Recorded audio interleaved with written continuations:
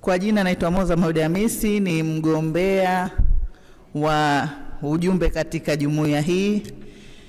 Kama tulivyojua, Zanzibar au Tanzania ni miongoni mwa nchi 56 za jumuiya ya nchi za madola, na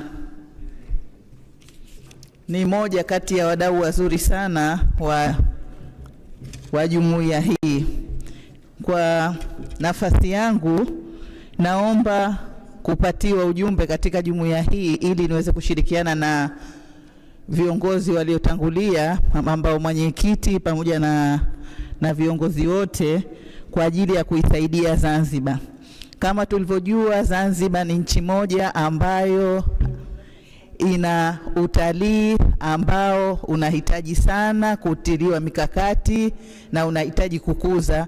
Tukiwa tutaingia katika jumuiya hii na kuweza kushirikiana na wanachama wa nchi nyingine, basi tuna uwezo mkubwa wa kusaidiana na kuweza kutangaza utalii, kwa sababu tutakuwa na mikutano mbalimbali, tutashirikiana, tutapata mazungumzo ya pamoja na watu wa nchi mbalimbali. Nikiwa kama Moza, nikiwa kama mjumbe wa Baraza la Wawakilishi, nitahakikisha naitumia vyema nafasi hii ya ujumbe, tukishirikiana na viongozi wenzangu kuweza kuifanya jumuiya iweko active ili malengo ya jumuiya hii iweze kufikiwa. Naomba kama mwanamke peke yangu kwa sasa niliyebakia katika wajumbe, munipe kura nyingi za ndio ili niwate kuwatumikia. Asante.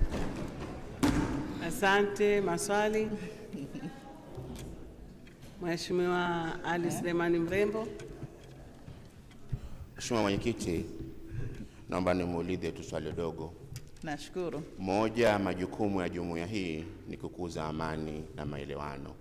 Ndio. Tutarajie nini tutapokupa ujumbe kuhakikisha amani na maelewano yanataradadi kwenye chombo hichi? Asante Mheshimiwa. Asante, nashukuru kwa swali lako zuri.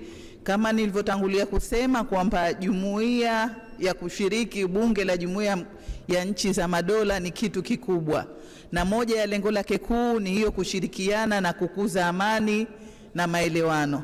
Nikiwa kama Moza, kama mjumbe, nitahakikisha nashirikiana na wenzangu kuweza kuhakikisha ushirikiano mzuri wa amani na utulivu katika Zanzibar na vile vile nchi kwa ujumla au dunia kwa ujumla. Asante. Asante na kushukuru Mheshimiwa mgombea. Naomba uende ukae. Asante. Sasa naomba nimwite